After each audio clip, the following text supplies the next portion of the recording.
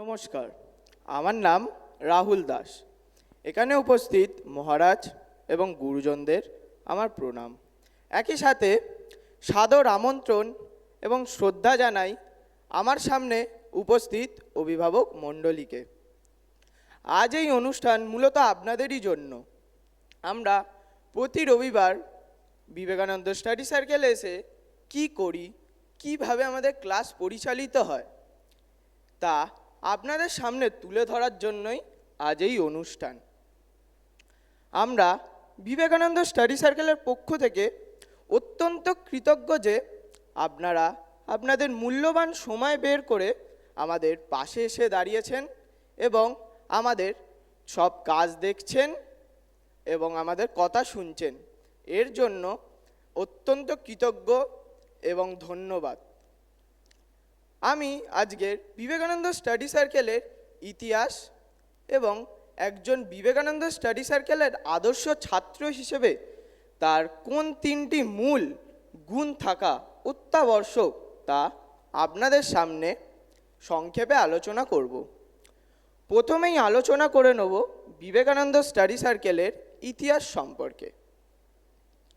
আজ থেকে বেশ কিছু বছর আগে 1983 সালে পরম পূজনীয় স্বামী ঈশাত্মানন্দজি মহারাজের হাত ধরে বিবেকানন্দ স্টাডি সার্কেলের পথ চলা শুরু। তিনি আশ্রমের আশেপাশে কয়েকজন ছাত্র এবং যুবকদের নিয়ে তিনি এই বিবেকানন্দ স্টাডি সার্কেল শুরু করেন। তার মূল লক্ষ্য ছিল এই যে বিবেকানন্দের সেই মহান মন্ত্র arise awake and stop not until the goal is reach, অর্থাৎ ওঠো জাগো, নিজের লক্ষ্যে না পৌঁছানো পর্যন্ত থেমো না। তার এই মহান মন্ত্রে ছাত্র এবং যুবক সমাজকে জাগ্রত করা এবং ঠাকুর মা স্বামীজির ভাবধারার সঙ্গে পরিচয় করিয়ে দেওয়া। আপনাদের জানিয়ে রাখি, বর্তমানে আমাদের প্রিয় স্বামী ঈশাত্মানন্দজি মহারাজ শিকাগোর মিনিস্টার ইনচার্জ হিসেবে যুক্ত আছেন রামকৃষ্ণ মিশনের। তার সেই রোপণ করা ছোট্ট চারাগাছটি আজ বিশাল বটবৃক্ষে বা বৃক্ষে রূপান্তরিত হয়েছে। এবার আমি চলে যাব বিবেকানন্দ স্টাডি সার্কেলে একজন আদর্শ ছাত্র হিসেবে তার কি তিনটি মূল গুণ থাকা প্রয়োজন। তার আগে প্রথমেই আপনাদের এইটি বলে পরিষ্কার করে দিতে চাই যে আমাদের এই বিবেকানন্দ স্টাডি সার্কেলে অ্যাডমিশন নিতে বা ভর্তি হতে কোনো ফির প্রয়োজন হয় না। যা প্রয়োজন হয় তা হলো এই তিনটি গুণ, যা আপনাদের সামনে আমি আলোচনা করব। এই তিনটি গুণের উপর ভিত্তি করে এই 3 মাস তাকে লক্ষ্য করা হয়, তার মধ্যে সেই গুণগুলো বিদ্যমান কিনা, তারপর তাকে অ্যাডমিশন নেওয়া হয়। প্রথম গুণটি হলো পাঞ্চুয়ালিটি, অর্থাৎ সময়বদ্ধতা। হলো বিবেকানন্দ স্টাডি সার্কেলের টাইম হলো সকাল 8টা দিয়ে খুব জোর 8:05 এক্সট্রা সময় দেওয়া হয়। তার মধ্যে ছাত্রকে ক্লাসের মধ্যে ঢুকে যেতে হয়। তার মধ্যে যদি কেউ ঢুকতে না পারে 1 মিনিট এইদিক সেদিক হলেও তাকে সেই মুখেই বাড়ি পাঠিয়ে দেওয়া হয়। আপাত দৃষ্টিতে এটি কঠোর মনে হলেও বিশ্বাস করুন, এটি কিন্তু তাদের শাস্তি নয়, এটা তাদের ভবিষ্যতের কথা ভেবেই। তারা যাতে ভবিষ্যতে তাদের সময়ের মূল্য বুঝতে পারে, সময়ের গুরুত্ব কত তারা বুঝতে পারে। একটা কথা মনে রাখবেন, যারা সময়ের মূল্য দিতে জানে না তারা কখনোই কিন্তু জীবনের সফলতার আলো দেখতে পায় না। এর পরের পয়েন্টটি হলো রেগুলারিটি, অর্থাৎ ধারাবাহিকতা।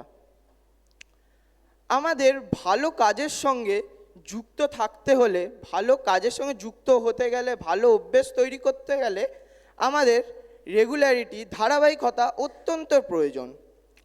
আমি যদি একটি উদাহরণ দিয়ে বোঝাই, ধরুন আপনাদের সন্তানই কোনো একটি কোচিংয়ে ভর্তি হয়েছে, সে একদিন গেল, তারপর 4 দিন গেল না, তাতে কি হবে? তার সে মাঝে জানাটা থাকবে না, সে পিছিয়ে যাবে সেই জায়গা থেকে। তেমনি আমাদের আশ্রমে ধরুন মহারাজ কোনো একটি শ্লোক পড়াচ্ছেন, সে 1 নম্বর শ্লোকের দিন উপস্থিত থাকলো, কিন্তু সে 4 নম্বর শ্লোকের দিন আবার এতদিন গ্যাপের পর আবার 4 নম্বর শ্লোকের দিন সে উপস্থিত হলো। এতে তার কি হবে?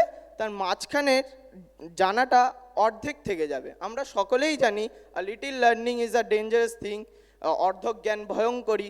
তাই আমাদের সম্পূর্ণ জ্ঞান নিতে এবং সঠিক শিক্ষায় শিক্ষিত হতে, ভালো মতো আমাদের শিক্ষা গ্রহণ করতে আমাদের এই ধারাবাহিকতাটা অত্যন্ত প্রয়োজন, এবং আমাদের ধারাবাহিকতাটা বজায় এবং অভ্যাস আমাদের প্রতিদিনের বজায় রাখতেই হবে। তার পরের গুণটি হলো, এটি 3 নম্বর গুণ এবং সবথেকে গুরুত্বপূর্ণ এবং তাৎপর্যপূর্ণ একটি গুণ, যা স্বামীজিও খুব জোর দিয়েছেন এর মধ্যে, অ্যাটেন্টিভনেস, মনোযোগ। আমাদের বিবেকানন্দ স্টাডি সার্কেলে এটির উপর খুব জোর দেওয়া হয়। আসলে কেন কি না, ধরুন আপনাদের সন্তান তার কেবল শরীরটা নিয়েই আশ্রমে চলে এসছে, কিন্তু তার মন পড়ে আছে মাঠে বা অন্য কোথাও। এতে তার কি হবে?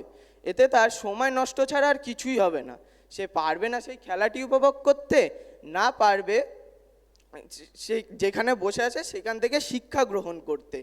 আমাদের আশ্রমে শেখানো হয় যে আমরা যেখানে বসে থাকবো, আমরা যেখানে থাকবো, তার যাতে 4 দেওয়ালের মধ্যে আমাদের মনটা থাকে, এর থেকে বাইরে যাতে না বেরোয়। একটা কথা যে মনে রাখবেন, মনোযোগ ছাড়া কিন্তু কোনো শিক্ষাই প্রাপ্যতা পায় না। পরিশেষে আমি এই বলেই শেষ করব যে আমাদের এই বিবেকানন্দ স্টাডি সার্কেলে যে একটি ক্লাস হিসেবে দেখবে সে অত্যন্তই ভুল করবে। আসলে এটি কোনো ক্লাস নয়, এটি মানুষ তৈরি করার একটি চত্বর।